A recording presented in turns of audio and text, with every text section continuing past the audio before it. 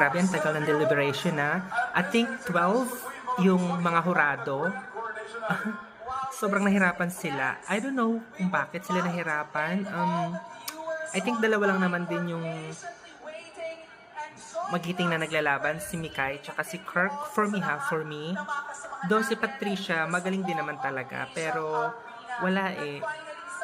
Tumapat si Mikay tsaka si Kirk. Tapos itong mukhang Barbie din na napakaganda. So talagang I don't think mananalo si Patricia kung ibibigay ba ng organization for Patricia this year. Let's see. But for me, top 2 is Mikay and Kirk.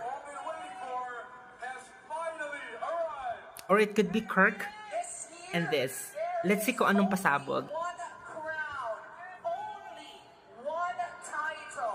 And that title is Miss International Queen Philippines 2025.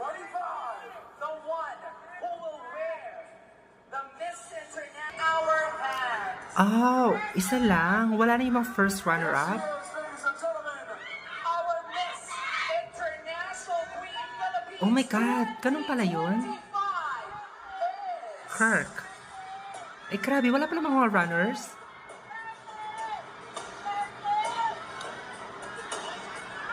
Oh my God, anong pasabog kaya to? Kung si Kirk given, no? Pero kung iba, pasabog. Mag-iingay ang comment our section. Miss International Queen Philippines 2025 is contestant number 13 and Patricia. Fuck!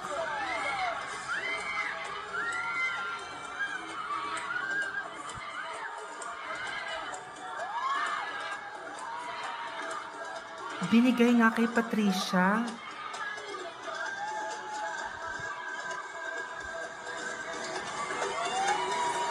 Congratulations, Miss Patricia Lorenzo. You are now I mean, I'm not against with Patricia, okay? Pero kasi, di ba, ang fresh ni Mikay tsaka ni Kirk when it comes to pageantry. Pero si Patricia kasi talagang hinog na. But then, I am not sure with this.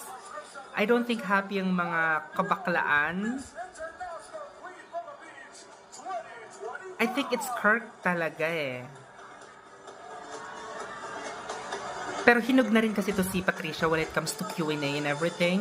Pero when it comes to freshness din naman talaga in pageantry and in totality, si Kirk para sa akin na or Mikay.